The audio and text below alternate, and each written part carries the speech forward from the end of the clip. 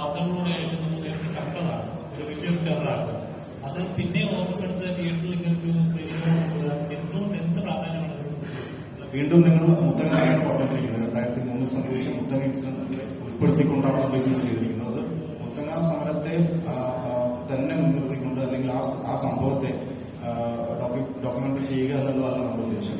നമ്മൾക്ക് മുൻകാലങ്ങളിൽ നടന്നിരുന്ന മഹാരഥന്മാരായിട്ടുള്ള സംവിധായകർ, എഴുത്തുകാർ, M T sir, I V Sasi sir, നെറ്റിപ്പള്ളി സാറൊക്കെ അതാത് കാലത്തെ രാഷ്ട്രീയ വിഷയങ്ങളെ പരോക്ഷമായും പ്രത്യക്ഷമായും വിമർശിച്ച സിനിമകൾ ചെയ്തിരുന്നു. അപ്പൊ അത്തരത്തിലുള്ള ബോധ്യങ്ങൾ വെച്ച് അബിൻ ആണ് ഇതിന് തിരക്കഥ എഴുതിയിരിക്കുന്നത്. അബിന്റെ തിരക്കഥയ്ക്ക് യോജിച്ച തരത്തിൽ എന്റെ രാഷ്ട്രീയ ബോധ്യങ്ങളും സാമൂഹിക ബോധ്യങ്ങളും മാനവിക ബോധ്യങ്ങളും ഉൾപ്പെടുത്തിക്കൊണ്ടാണ് നമ്മൾ ഈ സിനിമ ക്രിയേറ്റ് ചെയ്തിരിക്കുന്നത്. അത് തീർത്തും ഒരു കൊമേഴ്ഷ്യൽ എന്റർടൈൻമെന്റ് പാക്കേജ് കൂടെ ആ സിനിമയിലുണ്ട്. അതിന്റെ സ്കെയില്, എക്സിക്യൂട്ടീവ് ലെവലിൽ ടെക്നീഷ്യൻ ബാബക്കെ അടക്കമുള്ള ഷമീർ, ജയ്സേട്ടൻ, രംഗേട്ടൻ അഭിനയിച്ചിരിക്കുന്ന ടോബി, സുരാജേട്ടൻ, ചേരൻ സാർ, അങ്ങനെ പ്രേംകഥ, ആര്യ, പ്രണവ്, അങ്ങനെ നിരവധിയായിട്ടുള്ള ടെക്നീഷ്യന്മാരുടെയും ആർട്ടിസ്റ്റുകളുടെയും പരിശ്രമ ഫലമായി ഉണ്ടാകുന്ന ഒരു വലിയ സ്കെയിൽ സിനിമയായിട്ടാണ് ഇതിനെ നിങ്ങൾ നേടിയേണ്ടത്. അതിന്റെ അകത്തുള്ള വരികൾക്കിടയിലുള്ളത് നിങ്ങൾ തിയേറ്ററിലിരുന്ന് കൃത്യമായി നിങ്ങളൊരു ഊഹം വെക്കുന്നതിനപ്പുറം തിയേറ്ററിലിരുന്ന് നിങ്ങൾ കണ്ടിട്ട്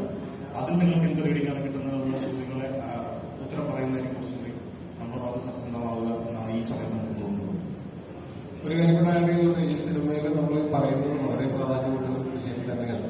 പക്ഷെ അത് ഈ നേരത്തെ ഞങ്ങൾ പറഞ്ഞ പോലെ ഫിക്ഷണൽ തന്നെയാണ്. ഫിക്ഷണൽ ആയിട്ടുള്ള ഒരു കഥയിലേക്ക് നമ്മൾ കണ്ടിട്ടുള്ള ഇൻസിഡൻസിൽ നിന്ന് നമ്മൾ അതിൽ നിന്ന് ഇൻസ്പിറേഷൻസ് ഉൾക്കൊണ്ടിട്ടുണ്ട് എന്നുള്ളതല്ലാതെ ഏതെങ്കിലും ഒരു പെർട്ടിക്കുലർ ഇൻസിഡന്റിന്റെ ഷോർട്ട് ഡോക്യുമെന്റേഷനേ അല്ല ഈ സിനിമ കാണുമ്പോൾ നിങ്ങൾക്ക് മനസ്സിലാവും. അതിനകത്ത് പറഞ്ഞിരിക്കുന്ന വിഷയം പോലെ തന്നെ അല്ലെങ്കിൽ അതിനേക്കാൾ ഒരുപടി കൂടുതൽ ഈ സിനിമയിൽ അതെങ്ങനെ പറഞ്ഞിരിക്കുന്നു, അതിന് നമ്മൾ ഉപയോഗിച്ചിരിക്കുന്ന സങ്കേതങ്ങൾ എന്തൊക്കെ, നമ്മുടെ സിനിമയുടെ ക്വാളിറ്റി, സിനിമയിലെ ഓരോ ഡിപ്പാർട്ട്മെന്റിലും വർക്ക് ചെയ്തിട്ടുള്ള ആൾക്കാർ പുട്ടിൻ ചെയ്തിട്ടുള്ള എഫേർട്ട്, അതുകൊണ്ട് വന്നിട്ടുള്ള ഔട്ട്പുട്ട് എന്നുള്ളത് തന്നെയാണ് ഈ സിനിമയുടെ മേന്മയായിരിക്കുക. എന്ത് വിഷയം പറയുന്നു എന്നുള്ളത് പോലെ തന്നെ ഇമ്പോർട്ടന്റ് ആണ് എങ്ങനെ പറഞ്ഞിരിക്കുന്നു എന്നുള്ളത്. വിഷയമല്ല, ഈ പറഞ്ഞിരിക്കുന്ന വിഷയം മാത്രമല്ല നമ്മൾ ഇതിന്റെ ഒരു മേന്മയായിട്ട് അതുകൊണ്ട് നിങ്ങൾ ഈ സിനിമ കാണണം എന്ന് നമ്മൾ ഒരിക്കലും പറയുന്നത്. നേരെ മറിച്ച് ഈ സിനിമ നമ്മൾ എടുത്തു വെച്ചിരിക്കുന്നത് ഒരു സിനിമയായിട്ട് നിങ്ങൾ തിയേറ്ററിൽ കാണുമ്പോൾ തുടക്കം മുതൽ അവസാനം വരെ ആ സിനിമയിൽ നിങ്ങൾ എൻഗേജ്ഡ് ആയിരിക്കും. ആ സിനിമ നിങ്ങളെ ചിന്തിപ്പിക്കും. സിനിമ കണ്ടിറങ്ങിയതിന് ശേഷവും ആ സിനിമ അതൊരു അതിനകത്തുള്ള ഫിൽം മേക്കിങ്ങും അതിനകത്ത് നമ്മൾ ഉപയോഗിച്ചിട്ടുള്ള ടെക്നിക്കൽ എലിമെന്റ്സും ഒക്കെയാണ് ആ ഒരു എക്സ്പീരിയൻസ് നിങ്ങൾക്ക് തരിക. ഇതിനകത്ത് പറഞ്ഞിരിക്കുന്ന വിഷയം അത്ര പ്രാധാന്യത്തോളം തന്നെയാണ് നമ്മൾ നോക്കിക്കണ്ടിരിക്കുന്നത്.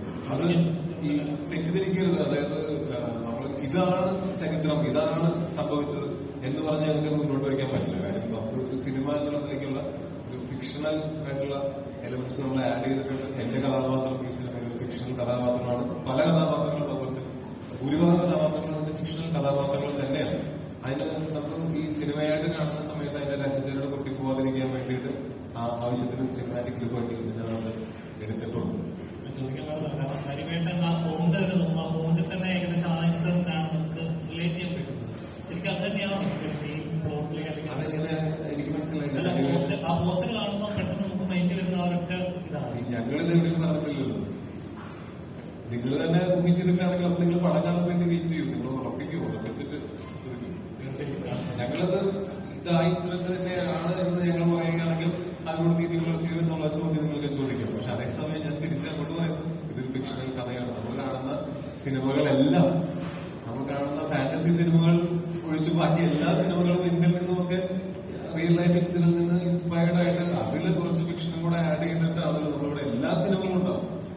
അപ്പൊ അതുപോലൊരു സിനിമയായിട്ട് മാത്രം ഇതിനെ കാണുകയും ഈ സിനിമയിൽ പറയുന്ന വിഷയം നിങ്ങൾ വിട്ടേക്കും. ഈ സിനിമ നിങ്ങൾക്ക് തരുന്ന അനുഭവം